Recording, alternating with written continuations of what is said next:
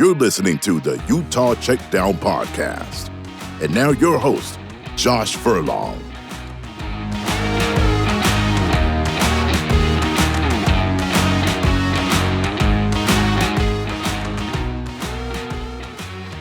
Welcome back to another edition of the Utah Checkdown podcast. I am Josh Furlong. Happy to be back with you for another week. We had a busy week last week. Had 2 guests. Had a fun time talking football, transfer portal stuff, all the usual, the good stuff. And we're going to continue today talking football and some other stuff. So just to kind of preview a little bit about what this episode's going to be about, I know sometimes that helps people.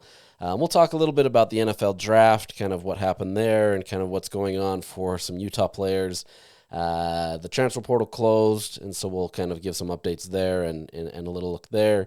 And then today, Mason Madsen, former Utah basketball player, released his latest video blog that has some interesting takes on kind of the end of the season. So I'll play some of that, and we'll get into that. But really interested in that. So we'll get into that. But first, let me tell you about our partners. Every possibility begins with a spark, and a possibility can grow into something even better than expected. With a clear view of what matters most, your possibilities are endless. From its first flicker at the University of Utah, UFirst Credit Union has grown to meet its potential and ignites your possibilities. They've grown into Canyon View Credit Union. Same roots, new path. Welcome to Canyon View Credit Union. Check out the full details at canyonviewcu.com. All right, let's jump right into this. So, relatively quiet weekend for the University of Utah in terms of the NFL draft. Obviously, early on, there was some early buzz about guys maybe like Junior Tafuna or Karene Reed. They obviously got some NFL Combine invites.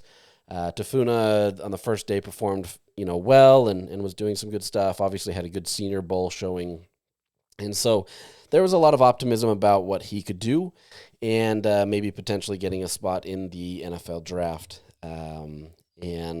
So you had some of that, but as kind of the days went on and as the draft came closer, it kind of started to seem like Utah players were going to be a little bit more on the outside looking in, probably day 3 guys at best. Maybe a guy could sneak into day 2, but that wasn't very likely. It was more day 3 guys, the rounds 4 through 7. Guys that are probably projected to be much more on the bubble of making a team, even if they do get drafted. And so it was, kind of turning that way and a little quiet. So not a lot going on. Obviously, Shedeur Sanders kind of hijacked the draft simply based on him being projected to be a first round pick and not going till the 5th round. So things got a little crazy. Obviously, there's the prank calls. There's a lot of different things that kind of overshadowed a lot of what took place in the draft. You had Mel Kiper going on a rant about Shedeur, really kind of, unusual, we'll call it, maybe unprofessional to some extent. Depends on your take on it, but really interesting draft with those kind of elements. Outside of that, it was a pretty quiet draft, not a lot of drama beyond that. And locally, there's a few players that were selected. Jalen Royals from Utah State went to the Chiefs for as a wide receiver. But outside of that, there wasn't much for Utah until the 7th round, when out of the blue, tight end Caleb Lohner, 1 year of college football, ends up getting drafted with the number 25 pick in the 7th round, which is the number 241. They were almost done.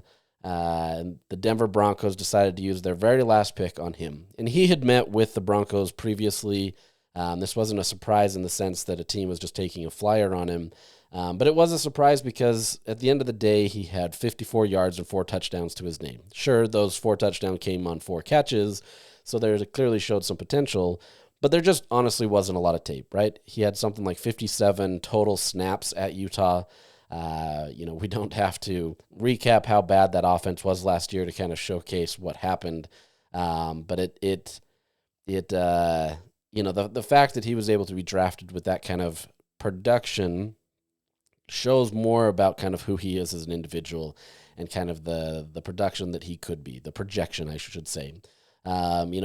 He was quoted as saying from the Broncos, "I know I don't have a ton of football under my belt, but that's exactly why I'm playing the game, because I've developed a passion and love. I was so excited. I think it's something you dream about in sports, so here we are now." He said it was one of the best decisions he's ever made to be able to go to the University of Utah and play football. He said, "I couldn't be more grateful for all the schools that I was at, but especially at the University of Utah, their football program, the Whittinghams, Coach Kyle and Coach Freddie Whittingham." So obviously very complimentary of his time at Utah. They were the ones kind of getting in his ear about playing football. Obviously he'd been a basketball player, but they had kind of gotten in his ear saying, "Hey, we think you could do it as a tight end."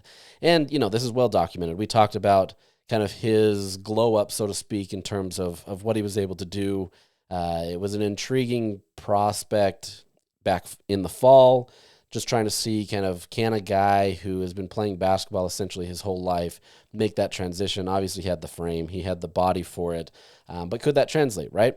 And early on, obviously there was a lot of success there, but Kyle really wanted to see how his he worked with pads on, kind of the next level kind of evolution of that, and he continued to flourish with it, right? To the point where he became kind of the target in a lot of ways in those situations. And so became a favorite target for Isaac Wilson. In fact, it was his first touchdown for both of them as a college football player to be able to have that opportunity. So, really fascinating kind of projection and look at who he was based on just a little bit of stuff. But I'm really curious what would have happened if Utah had a more potent offense, right?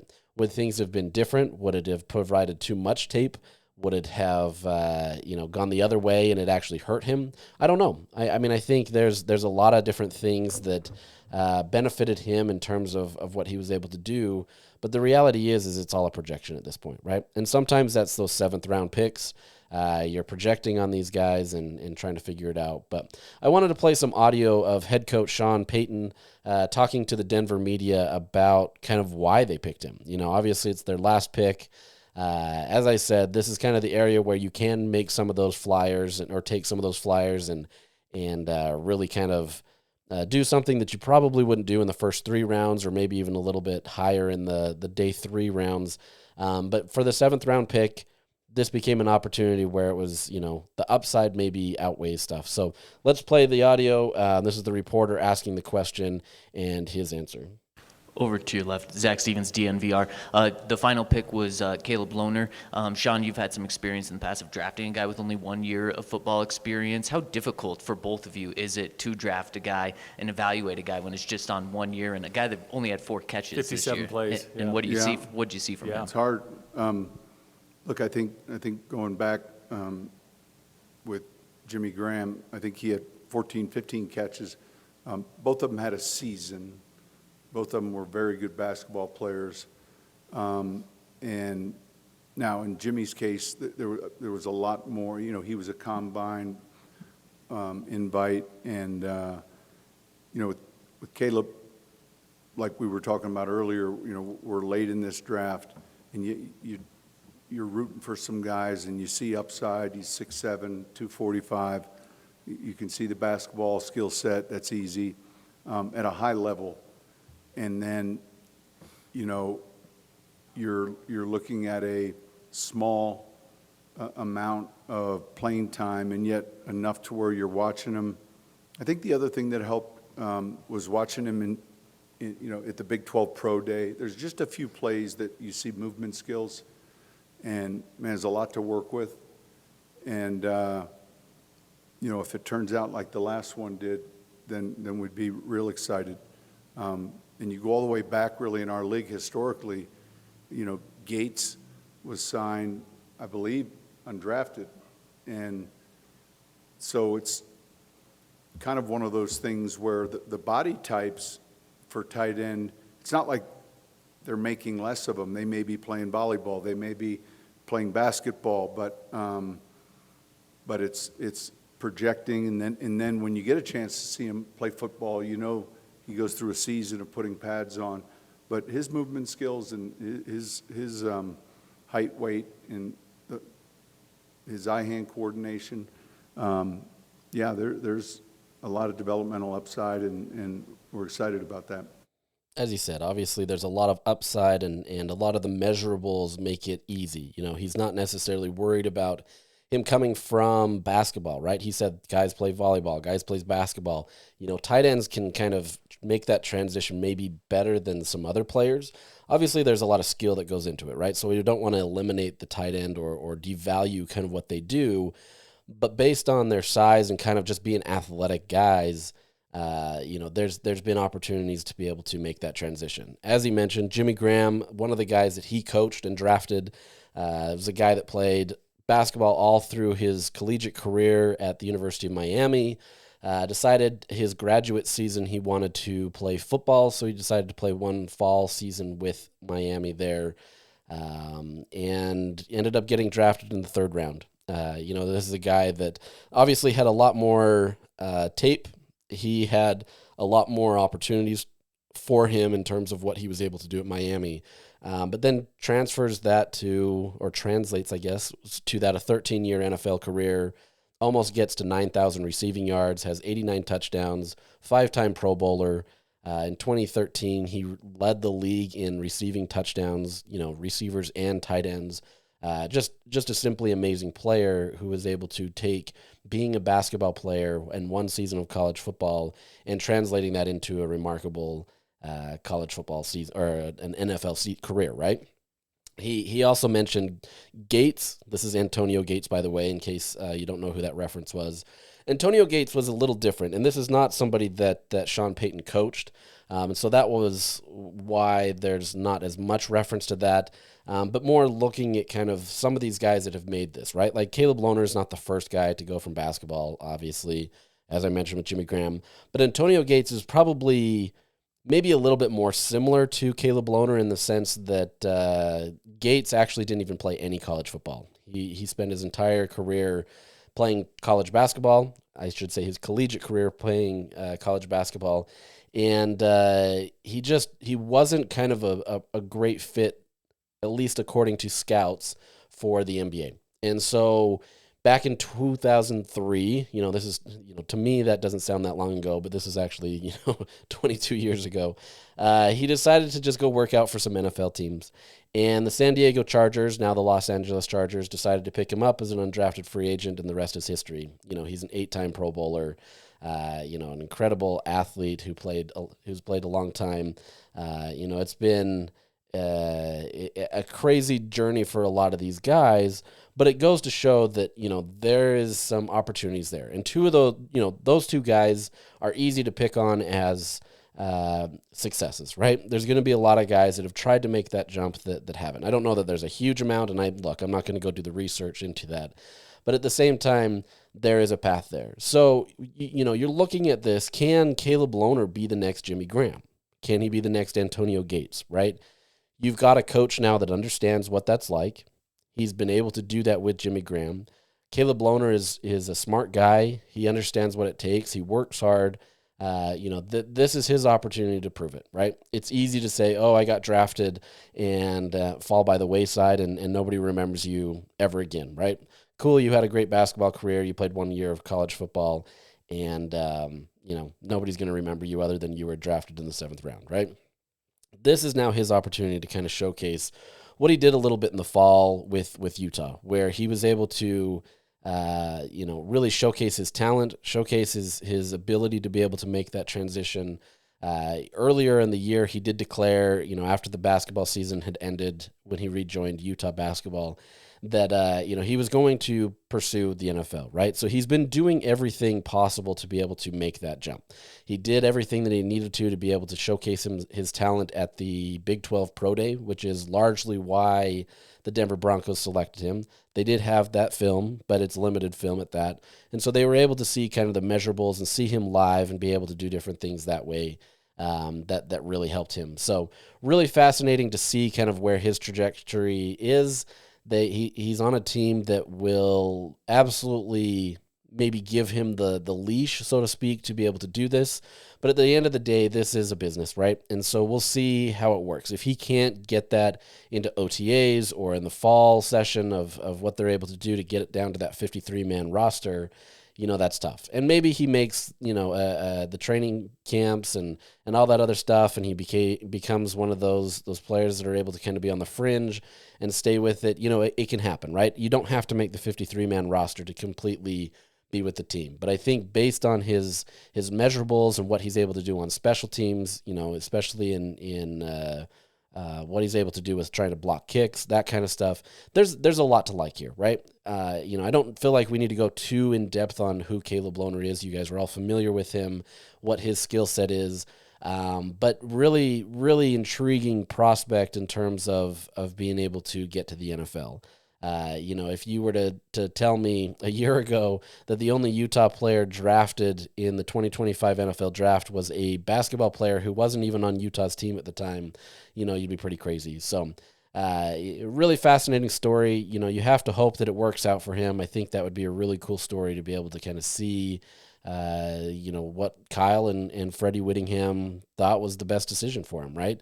And it goes to show that if he, because he listened to their, their pleading, so to speak, what that could change for him, right? It could be honestly a life-changing event, because the reality is he really wasn't going to be an NBA player.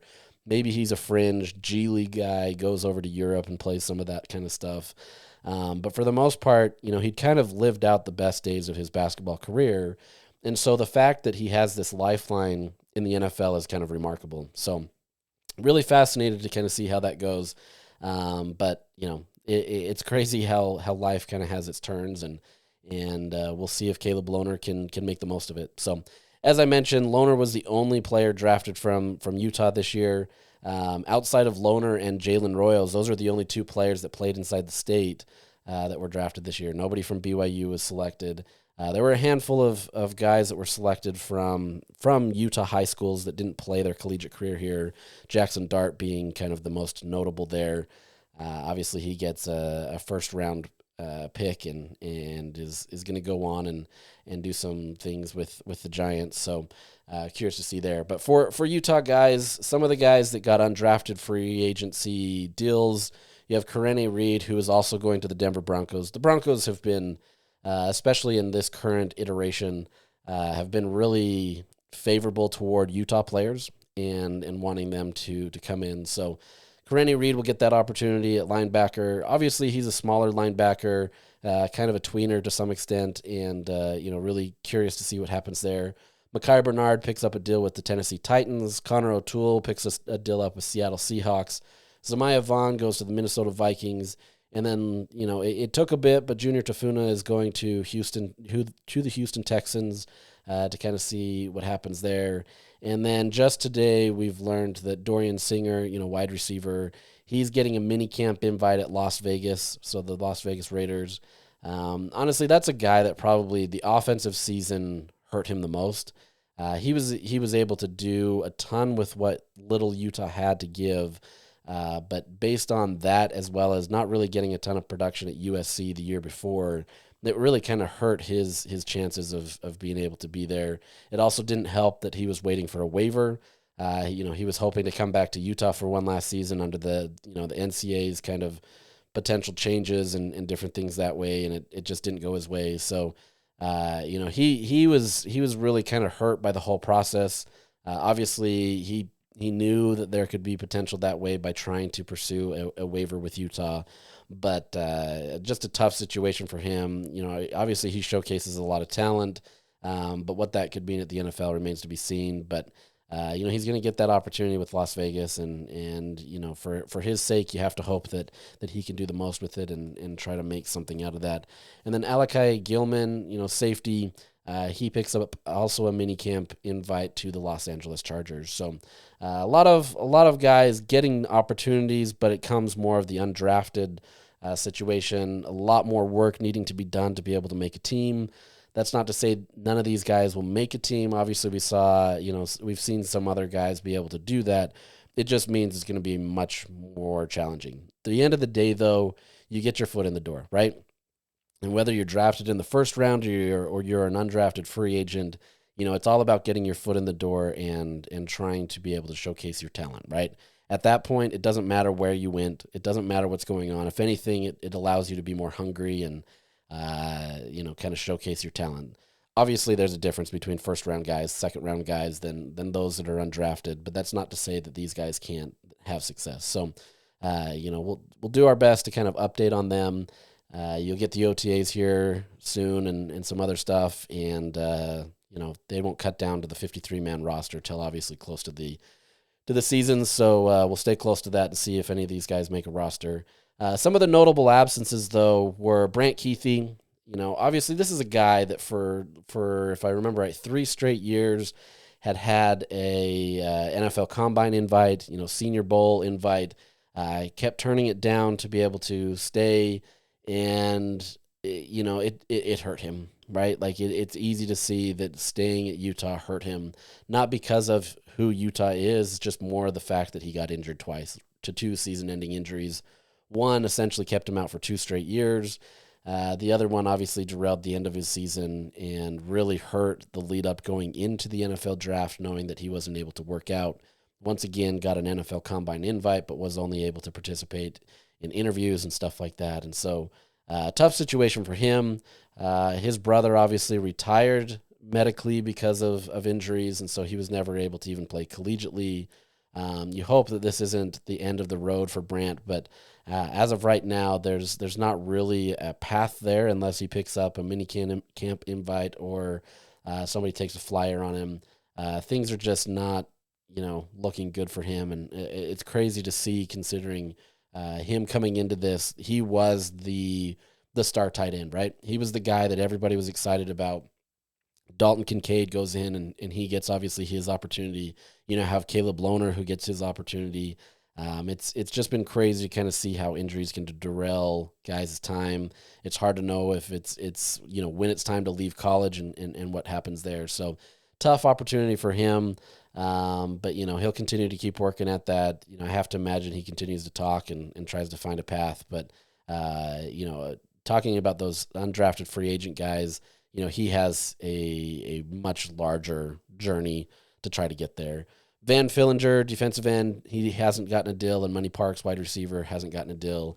Once again, another guy that was hurt by Utah's offense. There just needed to be more shown for Money to kind of showcase that, but Utah just hadn't been able to do that the last 2 years, and so it really hurt, and it's unfortunate for those guys that they're not able to get there. There's, it's not the full reason, but it's major reasons for that. Beyond that, looking ahead to 2026, Utah already has a guy that's projected to be in the first round. If you've been paying attention, you probably know who this is, and that person is right tackle Spencer Fano. He's a guy that obviously has been able to have a great offseason in terms of the publicity towards who he can be. Had a great a great season last year, and really kind of ramped himself up as one of the top tackles in the league. And, there's a lot of projections saying that he's going to be one of the best in college football. So really fascinated to see what this season means for him. Obviously, there's a lot of upside in what he's able to do. Curious to see how this offense really helps him. But for right now, you have PFF, Pro Football Focus. They list him as the number 10 overall pick next year. Obviously, these aren't, anything until it gets closer. But the fact that you're being talked about this means you're going to go into this fall season with a lot of eyes on you. There's going to be a lot of scouts coming in, and offensive linemen are very valuable in the league, right? If you can get a good offensive lineman, they're going to take you at a high area in the draft, and your career is set in a lot of ways if you can produce. So number 10 by PFF, as I said. CBS Sports lists him as number 16. The Draft Network lists him at 24. Others have him as a first rounder without really tabbing him as a specific spot. Regardless, you've got a guy on your offensive line that is going to get a lot of praise, right? And if he's able to stay healthy and is able to kind of have the season that everybody expects him to have, that's a huge potential for Utah to be able to have a guy that goes in the first round. Anytime you can get a first-round talent drafted, that obviously means a lot of good things. we'll see what other things happen this fall. There's a lot of other talented players around him that could get some, I don't want to say similar looks, but, move up in the draft and do that kind of stuff. So really curious to see what happens there. So it's the nature of the game, right? Like you can go from somebody like a Brant Keithy who had everything at his disposal, or at least it seemed like he did, to falling out of it, right? It's a wicked sport, and you kind of have to jump at the right time. You have to be, you enter it at the hot time. You also have to produce. There's a lot that goes into that, but a lot of optimism right now for Utah, especially moving forward. Spencer Fano's not going to be the only one. Caleb Lohner is getting a lot of praise. Devin Dampier, obviously, if he has a season that Utah hopes that he can have, where he can really showcase his talent, maybe he moves up in there. And, not that he's some highly graded player at this point, but if you've seen with some quarterbacks that after they transfer and they can have a remarkable season, how much that can project them up into the draft, especially a good quarterback, if that works for him. We still don't know, right? We've seen good things from Devin Dampier, but it's really, really tough to project any of that or see how that is. But if, he can follow in some of the paths of guys before him, moving up to a Power 5 level and competing at a high level, taking teams to be competitive for the conference championship or getting into the playoffs, obviously that puts a spotlight on him and gives him the opportunities to be able to produce. That would obviously give more attention to Spencer Fano. That would give more attention to guys like a Caleb Lohner, who's getting that attention. So, really fascinated to kind of see how that goes. So outside of that, last week, we did also have the transfer portal that closed. So this is the spring transfer portal. You've heard me talk about it with the episode with Josh Newman, just kind of the tampering claims and different things that way. But it's a 10-day window in spring. As a reminder, I feel like I have to remind people every time, the window is there just for players to declare. So it's there for them just to say, hey, I want to enter the portal. And, if you've been on Twitter or this is what you like to follow, you'll still see guys that have quote unquote announced today.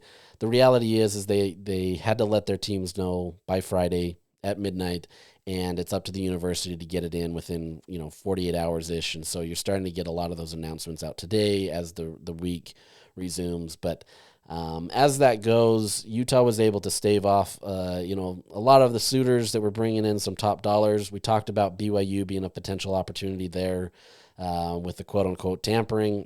Believe it however you want. Every team is tampering. I'll say that. This isn't unusual. That doesn't make it easier for these teams, and it doesn't mean that teams aren't doing it at a different level, right? Some are doing it to a more outward level. Some are doing it more quiet. Some are doing it much more vocally. There's a lot of different things that go into it, but at the end of the day, every team is trying to get new players, right? And whether that is a simple thing is just maintaining a contact that you've had when you recruited a guy, there's some level of that. The reality is, college football is not enforcing tampering, and there's no real way to prove it because nobody wants to out anybody else, as we talked about last time. So regardless of your opinion on tampering, it's the nature of what it is right now. Obviously, as I mentioned in the last podcast, if you listen to it, if not, I think it's a good podcast to listen to with Josh Newman and I discussing all that.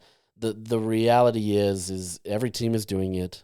Every team is facing that struggles, and unless somebody, the league in general, comes down and tries to promote something similar to what the NFL has, where you have an actually bought-in situation where everybody is going to obey and abide by the rules, tampering is meaningless. So really fascinated to kind of see how that develops. But for the time being, Utah was able to do what they needed to be able to stave off a majority of their guys, the guys that they wanted to really maintain. There was a lot of attention around Caleb Lohner. As I mentioned, he's a guy that many believed that they could get him away from Utah, see a ton of upside there. Dallas Vakalahi on the defensive side, there was some attention there. And the biggest name that was thrown out there was Smith Snowden. He plays nickel, can be on the outside. He's a guy that has really showcased his talent last year. And there's a lot of expectations placed on him that he can do even more this year. He's another guy that if he can have a outstanding season, even similar to what he had last year, there's a real potential that he leaves for the league as well. And you have to, I haven't heard this from anyone specifically connected to Snowden, but I do know that there were conversations early on in the fall portal. One of the big reasons that he has stayed at Utah is simply because of their development of defensive backs in the league, right? That's not to say that he can't get that in another school or that he couldn't have that opportunity, but for whatever reason, he's felt like he's in a good spot at Utah. And, because he was the biggest name that was being kind of tossed around there as the quote-unquote tampered player, he sent out a tweet. Guys don't have to do this, but in this current age, it's crazy that you even have to talk about a player like he's not leaving, even though he has never declared his intent to leave. Either way, he put out a tweet on late Friday night, really just kind of understating that he was staying, saying the pride and tradition of the Utah Utes will never be entrusted to the timid or the weak. Go Utes, and just signed it Smith Snowden. That was simply it. Obviously got a lot of reactions from a lot of different people. I don't need to get into that, but it shows that, Utah was able to do whatever they needed to be able to keep these guys, whether that means upping some of their pay, whether that means just being able to kind of establish what they do at Utah as a kind of a selling point.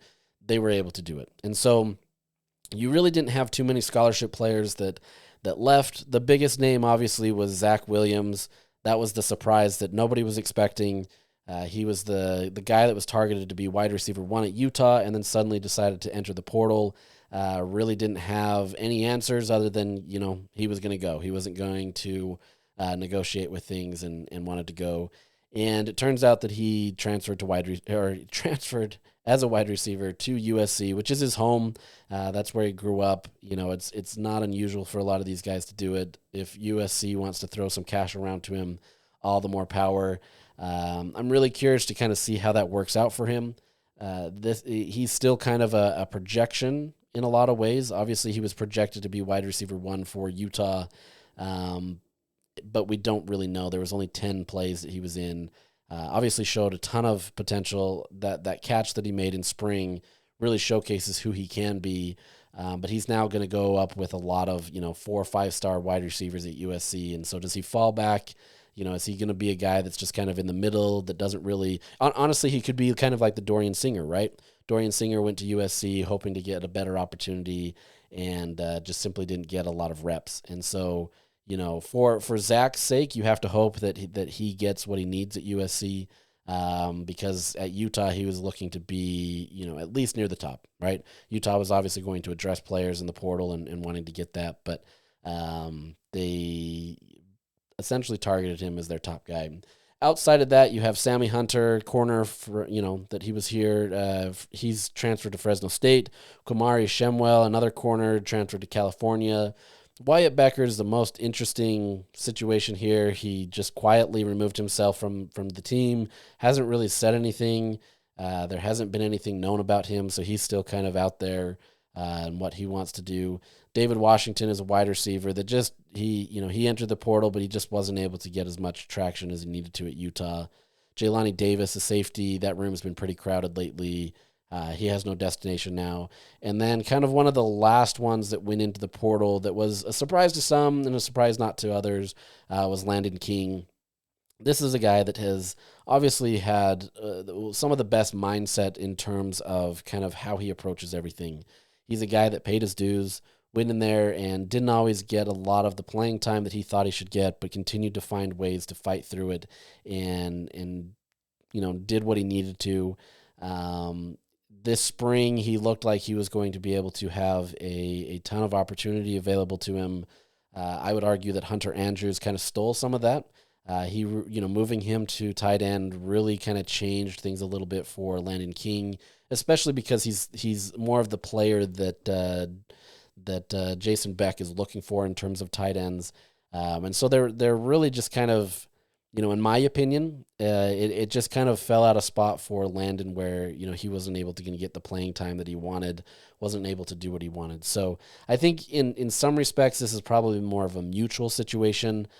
Utah obviously would have loved to have Landon King still on the roster. I think he provided a ton of upside for Utah and what they were able to do. But this is one of those things where, you have to hope for him that he finds a spot that he can get what he needs. My understanding is he went into the portal with the do not contact tag, which means he probably has a destination already in mind. So I'm really fascinated to kind of see where that goes. He's a good guy. He's a great team guy. I wrote a story about him as picking up the trash after the BYU-Utah game, just kind of really serving as the counterpoint to all the chaos and the nonsense that was going on during that game. Just a great team guy, and really fascinated to see where he goes. So with that, Utah has picked up a few players from the portal. It's been quiet still. This hasn't been a time where Utah has been super active. That's not to say that they haven't been actively working. They've picked up 2 corners from the portal in J.C. Hart. He was from Auburn, and Jalen Mawson from Furman. So 2 corners that are going to be able to provide some depth, potentially give you some length and opportunities there. And then just Sunday, they got the commitment from a wide receiver in Larry Simmons, who made an official visit last week. He comes from Southern Miss. Had a lot of suitors, coming after him, but Utah was able to bring him in and added to their wide receiver depth. They're not done. They, at the very least, they need one more. If they could get more, they would. But wide receiver is a very tough position. There's a lot of these guys that are getting a lot of attention from other schools, as you would expect. But some of the guys that they've been linked to recently are Jermichael Carter, wide receiver from McNeese. I would say that's probably the longest of shots, just simply because of the offers that he's getting and the visits that he's taking. But it's still there. I know he did like his visit to Utah. There's a lot there, but the question is whether Utah is able to still shore up the deal, so to speak. 2 other players that are there is Trey Shackelford, a wide receiver from Washington State, and then they just barely offered a Hawaii wide receiver, Deckel Crowdus. And so curious to see where they go. It's a tough position, right? Utah needs to get more. They obviously are competing with a lot of schools that want to have more wide receivers as well. So we'll see what happens. As of right now, Utah, if you go back to the fall, and if assuming my math is correct, Utah has had 28 scholarship players leave. There's been a lot of walk-on players that have left as well, and some of that is they're either being pushed out because they're not going to meet the 105-man limit that's going to be coming here if this settlement passes. Although there's some nuance to that, simply because the judge, Claudia Wilkins, has said she would like to have a grandfathering in. So we're curious to see how that goes. But some of these coaches have already had conversations with these players about needing to cut down, and they're not going to be a part of that. So it's kind of this limbo situation. Regardless, these were guys that were kind of on the fringe anyway. That's not to say that they couldn't get there. A lot of guys who have been walk-on players have done well and excelled. So curious to see how that goes. But as I said, 28 players that were on scholarship have left Utah since fall. And since then, Utah's added 21. So, they're down a few. They also signed a bunch of players, 20 scholarship players, not counting missionaries. And then 9 of those scholarship players are joining this fall. So or summer, whatever you want to call it. There's still a lot of roster management being there. But if you look at those numbers, that's a ton of people that have come in and out of Utah. So, curious to see how this continues to go. Utah's done a good job of what they need. The priority still is obviously as wide receiver. Defensive line is going to be kind of the secondary position group, as we've talked about. But if they can get anybody that they feel like is going to be an upgrade in talent or projections or whatever that may be, they're going to try to do it. So I would say it's if Utah doesn't get any players, in the next week or two, it's probably about where they're going to sit. That's not to say that they can't get somebody, but the longer this goes on, the less likely it is Utah stays active, right? Players, outside of waiting for a player that's just honestly taking their time, this is kind of where they're at. So it's kind of a wait and see situation. I would expect this week to be pretty active in terms of a lot of players in the portal trying to get teams. But I don't think many teams want to go into May really kind of focusing on that, especially since May starts to turn into, official visit season.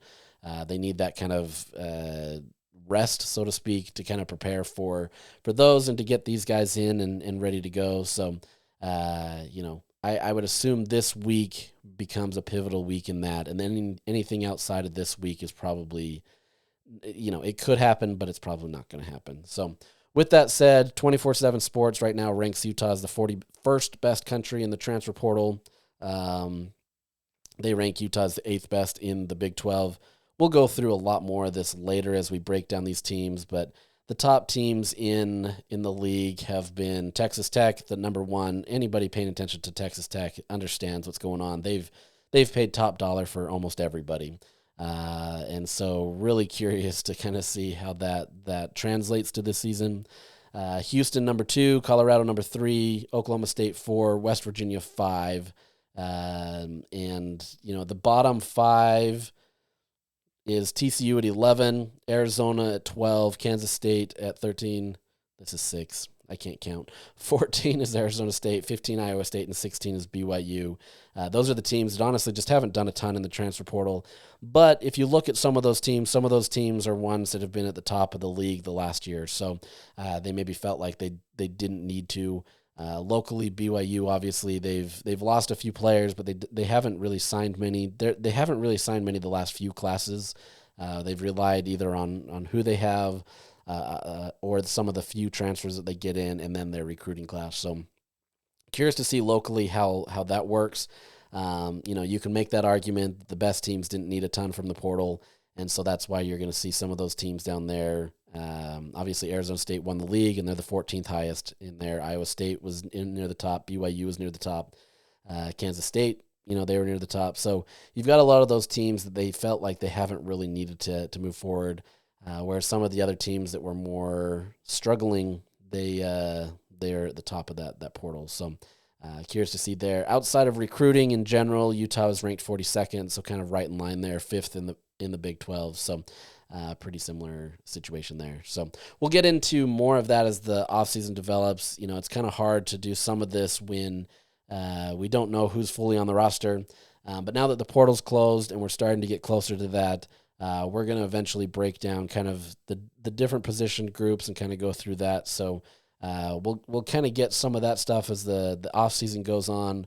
We'll break down the defensive positions, the offensive positions. We'll start getting into the recruiting and official visit season, kind of grading out Utah's schedule. And then at the end of the May, so we're only 1 month away, we're going to start breaking down these games, 2 games every week like we did last year. So I think this serves as a great opportunity to kind of see how they are. We'll use that to get into the Big 12 media days, and then we're right into fall camp. So it still seems like a long time. Obviously it is. We're only in April, essentially May. But we're getting close, and soon we're going to have Big 12 media days, and we'll be right back again. So I know it's the tough part of the season, but it is what it is. So let's transition a little bit to men's basketball. They've had some changes as well and gotten some players. But first, I'd really like to, Mason Madsen posted his latest video today, and he really provided some insight that I just don't think we're used to getting publicly. Obviously, Craig Smith was fired from Utah. There was a lot of conversations around the team about how this really hurt Utah. The players were really frustrated in how Utah handled it. Obviously, firing a guy 4 or 5 games left of the season really makes things tough. And so there was some challenges there. But kind of just set the stage. I'd encourage you to go listen to Mason's podcast. I'm not going to play this whole thing. It's not my place, and that's just stealing. So I just took a small little snippet from this to kind of give you an idea of kind of where their mindset was and what happened. But kind of leading into this, Mason talked a lot about how coming into this final season, it wasn't always easy to get to Utah. He knew that he wanted to do that with Gabe if he came back. I wrote about that early on in the season, and you can go read that as well if you'd like. But he said coming into Utah in that summer that he had the most confidence that he'd ever had in himself. He started to feel really good about himself. His shot was coming along. Everything was going well. Early on in, non-conference play, he was really kind of showcasing his talent. He started off his first 2 games with 15 points, really kind of looked like Gabe Madsen. And then if both of those 2 players could get going, imagine what that could be. And that's kind of the conversations that were happening right then. And then as it got closer to conference play, his confidence really got shattered. He started losing playing time. He says that there was no real explanation from Coach Smith about why he wasn't getting playing time, and he wasn't one to necessarily ruffle feathers, so he didn't ask, and it just kind of let it sit. But at the end of the day, he wanted to be a team player. And so there were moments where he would get in, and you saw that this season, where he'd get in and suddenly have a breakthrough game, and then other games where he just, he couldn't produce. So there was this roller coaster season for him, especially. Obviously, Gabe went through his own roller coaster season where just he was riding the ups and downs of not having a great shooting performance and then suddenly being able to be the guy that everybody relied on. But, just a lot going on. And so Mason talked about just kind of the frustrations that led. And they go into that UCF game after beating the Kansas teams, and they were openly talking about potentially being an NCAA tournament team. And I know a lot of people laugh at that right now, knowing how the script played out. But going into that, they were 8-8. As he put it, UCF kind of served as a make or break game. It was the must-win game. And they felt like that if they could get that win and then get to about 11 wins that season, they felt like they had at least a legitimate shot to be able to be close to, being on the bubble, right? It was probably a little bit more difficult than that, but it was much closer than I think Utah fans would like to admit. Utah was close. They were doing things in the Big 12 that was, making some rumblings. It wasn't perfect, right? Like, we understand that. It wasn't a perfect season, and they definitely didn't live up to their expectations that they had for themselves or what others had for them. But that kind of sets the stage to that UCF game where they end up losing a game that they should have won, and as a result of that, Utah fires Craig Smith. So I'll pick it up here where the Madsens, the next day after that UCF loss, obviously down, really feeling like they lost their chances at getting to the NCAA tournament, but really had a good conference record, so to speak. They had an off day the next day, and they were out golfing when they got a call from somebody in the athletic department saying they had an emergency meeting that they needed to get back to. So with that context, here's Mason. I honestly I'm not here to burn bridges, but I think this needs to be talked about. Out of everyone that was on our team, I can say I didn't agree with everything that was going on. For me individually, if I'm just from a selfish point of view, not agreeing with everything that's going on. Do I think I should be playing? Hell yeah, I think I should be playing. Do I think I impact winning? Hell yeah, that's been well documented. But on a human level, the way they did Coach Smith was so wrong. It was so unexpected, and we were all completely blindsided. There was never a hint that this was happening. I know it's a business at the end of the day, and it's a results business at that, and so you need to perform. I just don't see a world where, with the resources that we had, and that doesn't mean we didn't have a team good enough, because we had lots of guys who were maybe underpaid, and more years in college will show that, because they're going to go make way more money than they made this year. May have been underpaid, but we had the right guys in the locker room to make the tournament. I don't think 8 and 9 in Big 12 play is a fireable offense. So to have that happen at that point in the season with 3 games of the regular season, 4 games total left was really, really weird. And the timing was just it couldn't have been worse, honestly. So we all got brought in. I remember we walk in, everyone's already in the film room. Our AD has already delivered the news. If I didn't see on Twitter, I wouldn't have known what was going on. I saw that and so it was just kind of messed up. Like, I don't honestly care that they didn't wait for me. I've been here for less than a year. But for them to not wait for Gabe to be in that meeting while they fired Coach Smith and broke that news, I think was really disrespectful. That's something that forever will not sit right with me. Really fascinating statements to unpack there. This team was hurt by how they fired Craig, and firing a coach obviously is going to be emotional anyway, just because a lot of these guys, they commit to a coach, and many will stay at a university after a coach leaves, but it's a tough situation to be able to go into that and know that you still somewhat have something left to play for, and you fire a guy that you believed in, right? And like you said, it's a business, right? And it's tough because you've got to be able to manage a lot of those expectations. But there was a lot of frustrations there where he said, based on the amount of resources they had, which we've talked about, they haven't been a ton, despite, some of the protestations from athletic officials saying that they have given them everything that they needed to. They didn't. They didn't have the NIL that other people had. They didn't have the institutional support that other programs had. And so this meeting hurt them a ton. Obviously, to be able to do that where you don't even wait for Gabe Madsen, that obviously hurts a ton. And so I think there's a lot there where you're seeing why a lot of the players that were on the roster that were maybe fringe guys that could have potentially come back, not fringe, I mean guys that went into the portal but were still considering Utah, one of the reasons why they didn't want to come back is because of that meeting.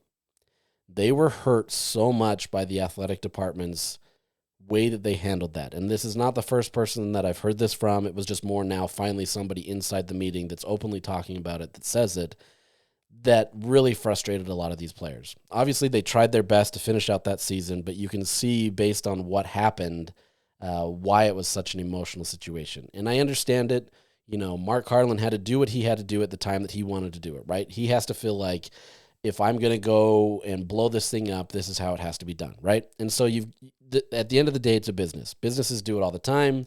They lay off workforces to be able to pivot or do whatever. Like, nobody's immune to that. We get that.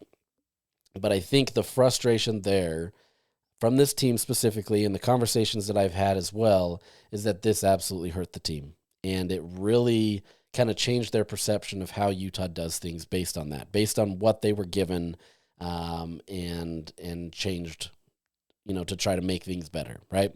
Yes, you hire in a great coach, an Alex Jensen that comes in and everybody's excited for that. You've got a lot of optimism going into the next season, and I'll get into that in just a second. But I think that's largely what happened in terms of how this team kind of collapsed at the end. And I'm glad Mason kind of said that. It's not always easy for me to say that. The problem in the media sometimes is we can try to say things and we have to use it in sourcing, and sometimes that's anonymous sourcing that people hear. But the reality is there's not always times where people believe us because we're just getting this information from somebody else, right? And you also have to be careful and guarded about how you use some of that information, because you don't want to either burn people, you don't want to, say things that are going to hurt other things, especially if it's not going to be beneficial to anybody, right? And so there's a lot of these things that just kind of go behind the scenes that, us as reporters can hear, but we can't fully kind of put out there unless we have like some legitimacy to it, right? I'm not going to feel comfortable going with something unless I have like a real understanding of it, or I have multiple people saying it that I could feel like I'm confident doing it. Somebody has to go on the record to some extent, right? And so that becomes the challenge with a lot of these things. The fact that Mason could go out there and kind of say the same things that I'd heard really kind of showcases the situation, that this was something that they were really frustrated with. Like he said, he doesn't want to burn bridges. And if you watch the video, please go watch the video to hear more of it. Outside of some of the cheesy music that's there, it's a good perspective on kind of where he was at, if that's what you're interested in. But, he's in his background, he's got all the running Utes next to him. It's not that he hated his time at the running Utes. If anything, he felt like this season, until he started losing playing time and had no real reason to understand that, this was the year where he felt the most confident in himself as a basketball player. He didn't feel the imposter syndrome that he says, that kind of stuff. And so this is not him trying to burn bridges with Utah by any means. He loved his time at Utah. If anything, he was more hurt by what happened with Gabe, with all that went in there, and then just everything that went into that. So really, really interesting podcast. I'd encourage you to go listen to it just to be able to get more context if you're interested. He didn't set me up to say that. That's not me trying to promote his broadcast. I just saw it and felt like it provides more context that only he can provide, right? I can have all these conversations with people on the side, but he was in the locker room. He was the guy that gets the information and says it. So really fascinating to hear kind of his perspective on how everything went. So outside of that, looking forward to, moving forward with this team. Last Saturday, or on Saturday, they did Utah added another forward in Seydou Traore, former Iowa forward. He averaged 5.9 points on 43% shooting, 44% if you round. 3 rebounds and 1.4 assists, and he started in the final 12 games of the season for Iowa. Another upside player, that has a few years playing, that really gives Utah a lot of opportunities. Right now, Utah is sitting at 9 scholarship players out of the 15 possible. Technically, it's really 13, but if this NCAA settlement goes through, it jumps up to 15. So I don't know what we'll get with that, how Alex Jensen will kind of round that out. If he wants to be able to go to the full 15. Some coaches don't want to do that. Some coaches want to, kind of fill it out to the max to be able to make sure that they can get more depth, that kind of stuff. But we'll see what happens. As of right now, though, your average height is pretty close to on par with what Utah had last year, just a little bit shorter. Last year's average was about 6'6.5". This year, so far, it's about 6'6.3". So pretty close to the same. Alex Jensen has tried to find a lot of guys that are going to have a lot of, they're going to get up and down the floor really quickly. They're going to have some length. They're going to be able to do some things that are disruptive, and really, really kind of change the tone of how Utah's played the last little bit. So right now, if I were to project kind of a potential starting unit, and this is, completely flawed, but right now it looks like Utah, Utah would run with Terrence Brown, former point guard from Fairleigh Dickinson. Right now he's kind of the only point guard on the team, though, so Utah's going to need some depth there. They do have other guards that are more shooting guard that you can rely on, but they're going to need some more guard play there, depending on what goes on. So I would expect him to probably get a starting opportunity. Maybe you get Elijah Moore in there as your 2 guard. He's a shooting guard from Syracuse. Has some potential there. And then you've got a whole roster full of forwards, right? And some of them are kind of like the forward/center. They're more of your 4, power forward. Power forward's kind of a dying term in my opinion, and kind of this evolution of basketball. But you've got some of those guys. So I would say Ja'Kai Howard, he's the Auburn small forward. He's going to get your 3 spot. And then it's kind of a determination on how you want to use those other 2 positions. Do you want to go more small ball? Utah has nobody over 6'9" right now. There's no 7-footers, no true center. That's how it goes. That doesn't mean that Utah can't be effective without that. You would just go quote unquote small ball. Not that 6'9" is small by any means, but that's kind of how you would look. If you did it this way, you could obviously put Keanu Dawes in there as your guy that's going to start, and then potentially, Ibi Traore, that can get in there. He's intriguing.